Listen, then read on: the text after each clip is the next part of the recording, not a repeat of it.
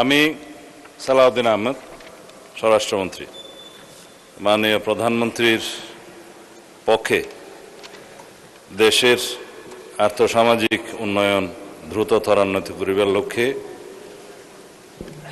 দেশি বা বিদেশি বিনিয়োগকারীগণকে আকৃষ্ট শিল্প স্থাপনে প্রয়োজনীয় অবকাঠামো উন্নয়নের দ্রুত ও কার্যকর ব্যবস্থা গ্রহণ, সরকারি বেসরকারি অংশীদারিত্বে অবকাঠামো নির্মাণ, বিনিয়োগকারীদেরকে দ্রুততম সময়ের মধ্যে প্রয়োজনীয় সেবা প্রদানের মাধ্যমে বিনিয়োগ বান্ধব পরিবেশ সৃষ্টির উদ্দেশ্যে এতৎ সংশ্লিষ্ট কতিপয় আইন রহিত করিয়া দেশের শীর্ষ বিনিয়োগ উন্নয়ন সংস্থা গঠনের লক্ষ্যে একটি নতুন আইন প্রণয়নকল্পে আনিত একটি বিল, ইনভেস্ট বাংলাদেশ বিল 2026 উত্থাপনের জন্য অনুমতি প্রার্থনা করছি। ধন্যবাদ মাননীয় স্পিকার। ধন্যবাদ মাননীয় মন্ত্রী, আপনি বিলটি উত্থাপন করুন। কি আপত্তি? আমরা একজনকে নিতে পারি। কে আপনারা দুইজনের মধ্যে ঠিক করেন? মিস্টার নাজিবুর রহমান। জি, ধন্যবাদ মাননীয় স্পিকার। মাননীয় স্পিকার, এই আইনটা যেভাবে আমাদের মাননীয় স্বরাষ্ট্রমন্ত্রী বললেন, আমরা দেখছি এই আইনের মাধ্যমে 6টি পূর্ববর্তী আইনকে রহিত করা হচ্ছে, একই সাথে 2টা প্রতিষ্ঠানকে বিলুপ্ত করা হচ্ছে। আমরা একটু দেখেছি, আজকে এটা দেয়া হয়েছে, আপনি 3 দিনের বিষয়টা কন্ডন করেছেন, কিন্তু বিষয়টা হলো মাননীয় স্পিকার, আমরা দেখলাম 9 জুলাই এই আইনটি মন্ত্রিসভায় পাশ হয়েছে। আজকে 15 জুলাই, 6টা দিন চলে গেল।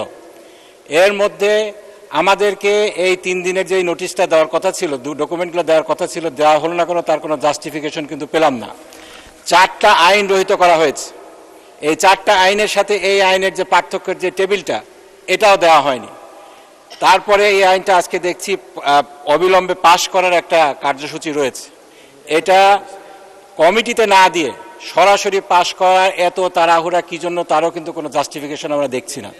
এটা যেহেতু একটা বড় বিষয়, 4টা আইন রহিত করার বিষয় রয়েছে, 2টা প্রতিষ্ঠান বিলুপ্ত করার বিষয় রয়েছে, আমি আপনার কাছে অনুরোধ করব, আপনার মাধ্যমে মাননীয় মন্ত্রীর কাছে, দায়িত্বপ্রাপ্ত মন্ত্রীর কাছে যেটা অনুরোধ থাকবে, এটাকে আইন সংক্রান্ত যে স্থায়ী কমিটি রয়েছে সেখানে প্রেরণ করা হোক, এটাকে যাচাই বাছাই পূর্বক পরবর্তীতে আমরা পাশ করি। এত তাড়াহুড়ার কোনো দরকার আছে বলে আমি মনে করি না। এরকম ঘটনা আরও আগে হয়েছে, আপনার দৃষ্টি আমরা আকর্ষণ করেছি। আমরা দেখছি না কোনো ব্যত্যয় হচ্ছে, অত্যন্ত তাড়াহুড়া করে আইনগুলো পাশ করা হচ্ছে। এটার ভিতরে কি ভুলভ্রান্তি আছে, এটার তাড়াহুড়া করার কি হেতু, অন্য কোনো স্বার্থ জড়িত আছে কিনা, সেগুলো আমরা বুঝছি না। এজন্য আপনার দৃষ্টি আকর্ষণ করছি, বিষয়টা যেন সিরিয়াসলি দেখা হয়। ধন্যবাদ মাননীয় স্পিকার। জি, অসংখ্য ধন্যবাদ মাননীয় সদস্য। মাননীয় মন্ত্রী, আপনি এই ব্যাপারে সংক্ষিপ্ত বক্তব্য রাখতে পারেন। ধন্যবাদ। মাননীয় স্পিকার, আপনাকে ধন্যবাদ। আমি অ্যাপ্রিসিয়েট করি মাননীয় সদস্য যেমন ব্যারিস্টার নাজিবুর রহমান যা উত্থাপন করেছেন সে বিষয়টি। এটা কোনো হার্ড অ্যান্ড ফাস্ট রুল নয় যে রুলস অফ প্রসিজিওর অনুসারে স্থায়ী কমিটিতে প্রেরণ করতে হবে। এটা একটা ট্র্যাডিশন, 7th পার্লামেন্ট থেকে এটা শুরু হয়েছে, যে কোনো বিল আসলে সংশ্লিষ্ট স্থায়ী কমিটিতে প্রেরণ করা। এখন এই সংক্রান্ত এই বিলটা ওনার বক্তব্য অনুসারে যে 4টা আইনের বিলুপ্তির বিষয় উত্থাপন করে তিনি যা বললেন এটা সঠিক। এটা কোনো নতুন আইন না। আমরা কয়েকদিন আগে যে আইনটা এখানে অনুমোদন করেছি, ওনারা সহযোগিতা করেছেন, যেমন মাদকদ্রব্য নিয়ন্ত্রণ আইন, সেটা ছিল একটা সংশোধনী বিল। সেখানে কম্পারেটিভ স্টেটমেন্ট আমরা দিয়েছি, কোন ধারাটা কি সংশোধনে আনা হচ্ছে, কেন হচ্ছে, যৌক্তিকতা সহ আগেই দেয়া হয়েছে। এইটা বাংলাদেশে বিভিন্ন সময়ে বিভিন্ন কর্তৃপক্ষের সৃষ্টি হয়েছে, স্ট্যাটিউটরি কর্তৃপক্ষের সৃষ্টি হয়েছে, বিভিন্ন আইনের মাধ্যমে কর্তৃপক্ষ সৃষ্টি হয়েছে। উদ্দেশ্য এবং কারণ সম্বলিত প্যারাতে সেটা বলা আছে, যার ফলে ওভারল্যাপিং হচ্ছে ফাংশনে। ওয়ান উইন্ডোতে আমরা সার্ভিস পাচ্ছি না। এখানে যেটা ওয়ান সিঙ্গেল ডিজিটাল প্ল্যাটফর্ম গঠনের কথা এখানে বলা হয়েছে, আপনি আইনের মধ্যে দেখবেন, আমি ভিতরে আপনাকে দেখাচ্ছি। শুধু সেই সার্ভিসটা এনশিওর করার জন্য সিঙ্গেল ডিজিটাল প্ল্যাটফর্মের মাধ্যমে যাতে আমরা সেবা নিশ্চিত করতে পারি, সেই জন্য এই বিভিন্ন কর্তৃপক্ষগুলো একই উদ্দেশ্যে যেগুলো করা হয়েছে সেগুলো জাস্ট মার্জার করা হচ্ছে একটা কর্তৃপক্ষের মধ্যে, এটা নতুন কোনো আইন নয়। তো সেই ক্ষেত্রে কম্পারেটিভ স্টেটমেন্ট দেওয়াটা খুব একটা জরুরি বলে মনে করি না। মাননীয় সদস্য যেটা বলেছেন যে আমরা স্টাডি করতে পারি না, ঠিক, কিন্তু আমাদের এখানে যে কাগজটা আছে, আমরা অর্থ বিল হিসেবে এটা যেহেতু বিল এখানে এনেছি, মাননীয় রাষ্ট্রপতি আমাদেরকে অনুমোদন দিয়েছেন 14 তারিখে, ক্যাবিনেট মিটিংয়ে এটা 9 তারিখে অ্যাপ্রুভ হয়েছে, এটা সত্য। তার আগেও আরেকবার ক্যাবিনেট মিটিং হয়েছে, সেখানে আমাদের কিছু অবজারভেশন ছিল, পুনরায় পরীক্ষা নিরীক্ষা করে পরবর্তী ক্যাবিনেট মিটিংয়ে এটা স্ক্রুটিনি করে রিফাইন্ড করে অনুমোদন করা হয়েছে। পার্লামেন্টে আমরা আরও আগে আনতে পারলে খুশি হতাম। আজকে আপনারা এই অধিবেশনের সমাপ্তি ঘোষণা করবেন, রাষ্ট্রপতি অনুমোদন দিয়েছে বলে জেনেছি। মাননীয় বিরোধী দলীয় নেতা, প্রধানমন্ত্রী, মাননীয় সংসদ নেতা বক্তব্য রাখবেন। এই বিলটার মধ্যে যদি জটিল কোনো বিষয় থাকতো আমি নিজেই প্রস্তাব করতাম যে এটি স্থায়ী কমিটিতে প্রেরণ করা হোক, এখানে স্ক্রুটিনি করে সবাই মতামত দেবেন। এটা একটা মার্জার, এখানে উল্লেখই করা আছে আপনার বিলের 66 রহিতকরণ এবং হেফাজতকরণের আর্টিকেলের মধ্যে বাংলাদেশ অর্থনৈতিক অঞ্চল আইন 2010, বাংলাদেশ সরকারি বেসরকারি অংশীদারিত্ব আইন পিপিপি যেটা আমরা বলে থাকি আইন 2015, বাংলাদেশ বিনিয়োগ উন্নয়ন কর্তৃপক্ষ আইন বিডা নামে যেটা অধিক পরিচিত, এবং ওয়ান স্টপ সার্ভিস আইন, এগুলো লক্ষ্য এবং উদ্দেশ্য একই। এইখানে আমরা সবগুলোকে মার্জার না করলে ওভারল্যাপিং অফ ফাংশনস মানুষের ব্যবসা বাণিজ্যে ইজ করা চেয়ে ডিফিকাল্ট করে ফেলায়।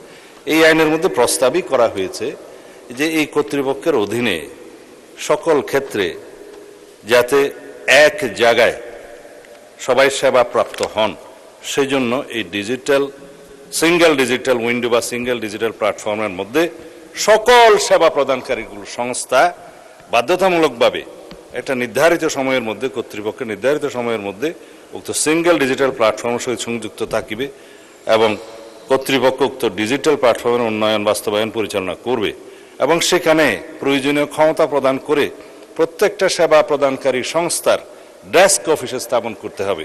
সেখানে প্রয়োজনীয় ক্ষমতা প্রদান সাপেক্ষে উক্ত সংস্থার এক বা একাধিক কর্মচারীকে নিযুক্ত করতে হবে, যাতে 1 ঘন্টার মধ্যে একই সাথে একই উইন্ডোতে একই ছাদের নিচে একই অফিসে সমস্ত সেবা প্রদান করে বাংলাদেশের বিনিয়োগ পরিস্থিতি উন্নয়ন করা যায় এবং বৈদেশিক এবং দেশীয় উন্নয়নকে ত্বরান্বিত করা যায়।